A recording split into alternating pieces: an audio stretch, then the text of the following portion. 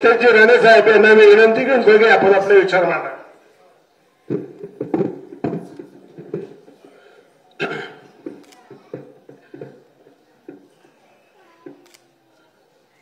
हिंदवी स्वराज्याचे संस्थापक छत्रपती शिवरायांच्या तिथीप्रमाणे शिवजयंतीच्या निमित्ताने मंचावर उपस्थित असलेले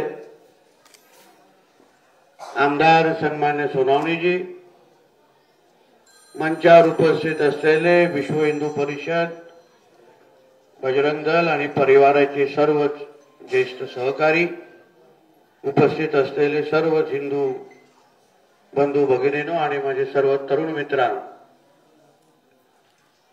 आज हिंदवी स्वराज्याचे संस्थापक छत्रपती शिवरायांचे तिथीप्रमाणे आज शिवजयंती साजरा होते आहे. आणि मी माझ्या राजाला मानवंदना देण्यासाठी, नतमस्तक होण्यासाठी सरकारचा कुठला मंत्री म्हणून नाही, कोण आमदार म्हणून नाही, पण एक शिवभक्त म्हणून मी इथे आवर्जून उपस्थित आहे. शेवटी ज्या राजाने आपल्या सगळ्या जणांना आपली ओळख दिली, जगाच्या पाठीवर आपण कुठेही गेलो तरी आपण शिवरायांच्या महाराष्ट्रामधून आलो आहे हे अभिमानाने सगळ्यांना सांगतो. त्या ह्या शिवजन्मभूमीमध्ये आपण मला बोलवलं, आज हा जो मान सन्मान दिला हे मी माझ्या आयुष्यामध्ये कधीही विसरणार नाही, हे मी आवर्जून आपल्याला इथे उल्लेख करतो. पण आज इथे उभा असताना आज असंख्य गोष्टी बाबतीमध्ये माझ्या अगोदरच्या मान्यवरांनी त्याचा उल्लेख केलेला आहे. तिथीप्रमाणे शिवजयंती झालीच पाहिजे असा आग्रह आपण वर्षानुवर्ष करत आलेलो आहे. पण काही गोष्टीची वेळ यायला लागते, योग्य माणूस तिथे खुर्चीवर बसायला लागतो. आणि म्हणून ह्या हिंदुत्वादी विचाराच्या सरकारमध्ये ज्याचे मुख्यमंत्री आमचे आदरणीय देवेंद्र फडणवीस साहेब आहेत, मी आपल्याला विश्वास देतो की जे जे काय आपल्या मनामध्ये आहे, जे जे काय शिवभक्ताच्या मनामध्ये आहे, जे जे हिंदू समाजाच्या मनामध्ये आहे, ते प्रत्येक शब्द आमचे आदरणीय मुख्यमंत्री देवेंद्र फडणवीस साहेब पूर्ण करतील, हा विश्वास तुम्हाला मी आजच्या निमित्ताने देतो. असंख्य गोष्टी महत्वाच्या आहेतच. मला या कार्यक्रमाचं जेव्हा आमंत्रण दिलं तेव्हा हातात आमंत्रण पत्रिका पाहिल्यानंतर मी लगेच होकार दिला. मी इकडे तिकडे पाहिलं नाही. आज 12 वाजता खरं म्हणलं तर मंत्री म्हणून माझ्या विधिमंडळामध्ये, विधान परिषदेमध्ये माझ्या नावाचा प्रश्न पडलेला आहे. मला उत्तर देण्यासाठी 12 वाजेपर्यंत विधान परिषदेत पोहोचायचं आहे आणि मला राज्यमंत्री नसल्यामुळे मला त्याच्याकडे कसंही पोहोचायला लागतं. कारण का 2-3 दिवसापासून माझ्याच नावाने चोराणी सुरू आहे, म्हणून मी अगर तिथे पोहोचलो नाही तर बोंबलणाऱ्या लोकांना अजून ताकद भेटण्याची शक्यता आहे. मी तिथे गेल्यावर गप्प करण्याची ते सगळे औषधं माझ्याकडे असल्यामुळे मला वेळेत जाणं हे बंधनकारक आहे. पण तरीही आज आवर्जून इथे यायची संधी मिळाली. माझ्या महाराजांच्या ज्वलंत इतिहास वरती गडावर चालत चालत त्यांनी मला कानावर मला सांगत होते. आणि म्हणून वारंवार जे आम्ही उल्लेख करतोय की हिंदवी स्वराज्याचा संस्थापक ही ओळख आपण वारंवार सगळ्या जणांना सांगितली पाहिजे, जेणेकरून माझ्या राजाला जे काही सर्व धर्म समभाव राजा, सेक्युलर राजा बनवण्याचा जो काही ब्रिगेडी लोकांचा जो प्रयत्न सुरू आहे त्याला हाणून पाडण्याचं काम शिवभक्त म्हणून आपण सगळ्या जणांनी करायला पाहिजे. मी काही दिवसा अगोदर जो काही विषय मांडला होता त्याच्यामध्ये काही बदल होत नाही. मी एकदा आपण बंदुकीच्या गोळीसारखे शब्द असतात, गेलेला शब्द आपण परत घेतला नाही. कारण की इतिहास फक्त एका टकल्याला कळत नाही असं केलं नाही. आम्हालाही इतिहास कळतो, आम्हालाही 4 गोष्टी कळत, आम्हालाही माहिती देणारे सुज्ञ आहेत, ज्ञानी आहेत. महाराज त्यांना तर जास्त कळतात असं आम्हाला मानणाऱ्यापैकी आम्ही आहोत. म्हणून आमच्या राजांनी, आमच्या राजाचा स्वराज्य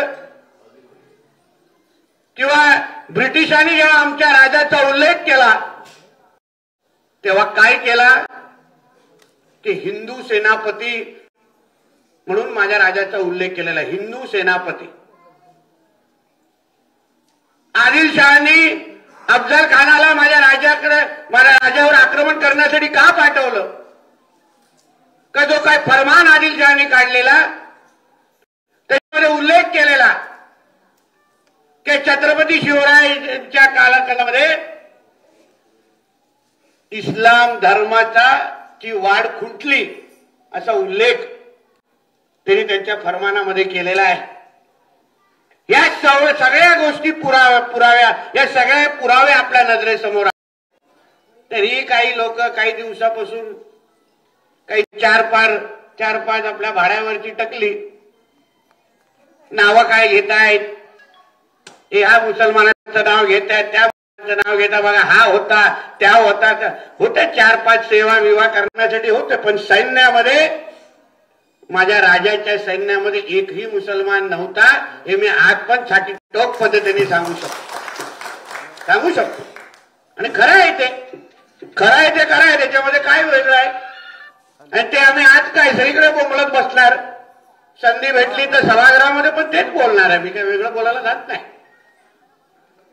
कारण आम्हाला आमच्या राजाच्या चुकीचा इतिहास बाहेर पुढच्या पिढीकडे जाता कामा नये ही शपथ आपण ह्या शिवभूमीच्या इथून घेऊनच इथून खरं म्हटलं तर बाहेर गेलो पाहिजे. आणि म्हणून या निमित्ताने अजून खूप काय बोलण्यासाठी आहे, बोललोही असतो. जसं आमच्या आमदारांनी सांगितलंय, वर्षी आलो, पुढच्या वर्षी जास्त वेळ येईल आणि अजून आपल्या या सहवासामध्ये घालवेल. कारण ही प्रेरणा स्तोत्र आहे, ही भूमी प्रेरणा स्तोत्र. आम्ही जे काय हिंदू समाजासाठी कार्यकर्ते म्हणून जे लढतो, कार्यकर्ते म्हणून संघर्ष करतो, ती प्रेरणा आम्हाला छत्रपती शिवराय आणि छत्रपती संभाजी राजांकडूनच मिळते.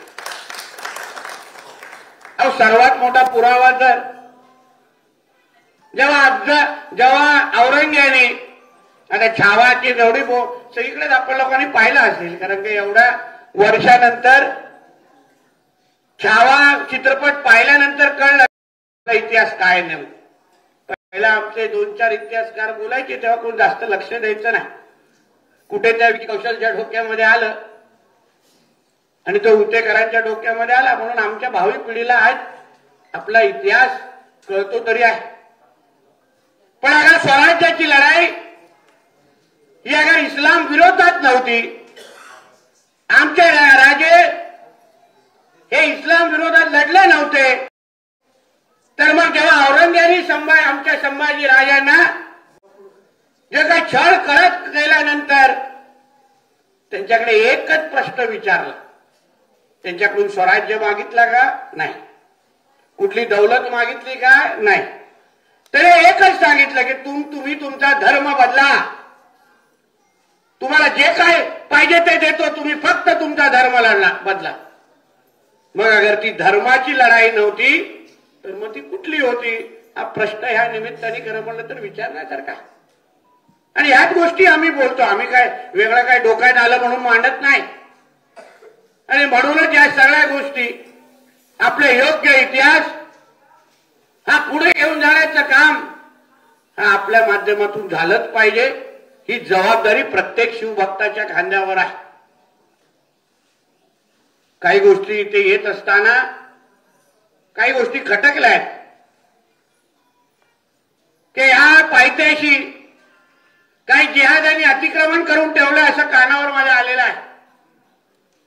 वरती येऊन अगर आपण भगवान नतमस्तक होतो, मानवंदना देतो, मग त्या खालती जिहाद्यांना आपण अतिक्रमण करण्याची हिंमत कशी देतो हा प्रश्न खरं म्हणलं त्या निमित्ताने मला विचारायचं. आपल्या शिवभूमीच्या अवतीभोवती जाऊन अतिक्रमण करण्याची हिंमत या हिरव्या सापांमध्ये असेल तर आपण स्वतःला शिवभक्त म्हणून घेण्याचा अधिकार आपल्याला आहे का हा प्रश्न खरं म्हणलं तर या निमित्ताने विचारावा. आणि म्हणून ही सगळी माहिती आता आमचे विश्व हिंदू परिषदचे आणि सगळे लोक आमच्याकडे माझ्याकडे देतील. आहेत आमचे बुलडोझर देवा मुख्यमंत्री म्हणून बसले. थोडा इथे पण फिरू कशाला पाहिजे घाण आमच्या पायथ्याशी.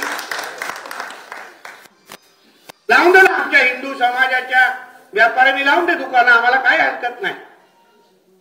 आणि पण ज्यांनी आमच्या राजाचा द्वेष केला ज्यांच्या विरुद्ध आमचे राजे वर्षानुवर्ष लढले त्या हिरव्या सापांना आमच्या आम्ही श्वास पण घ्यायला देणार नाही ही भूमिका खरं म्हणलं तर आपल्या सगळ्यांची असली पाहिजे.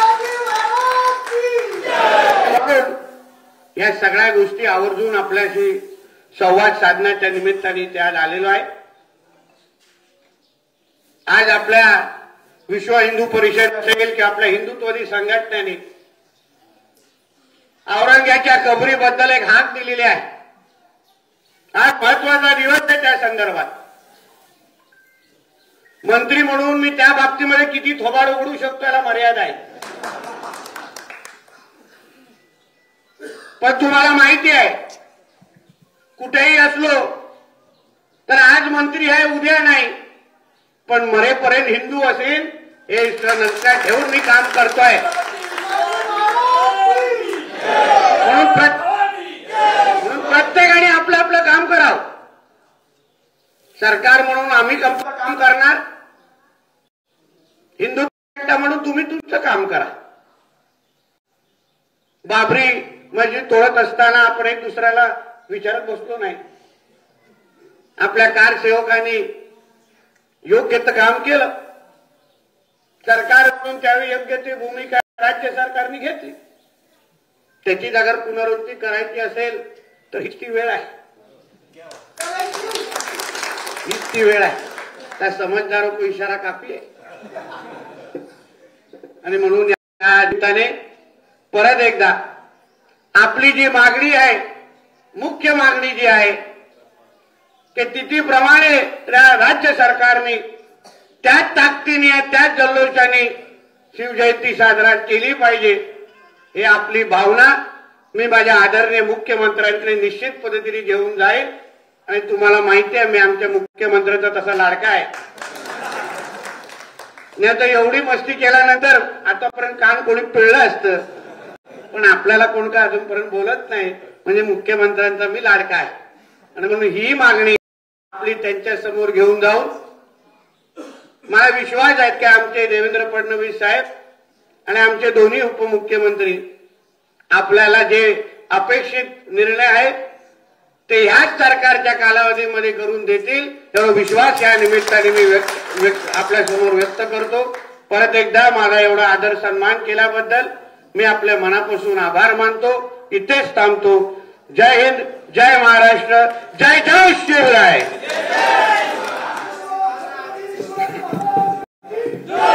या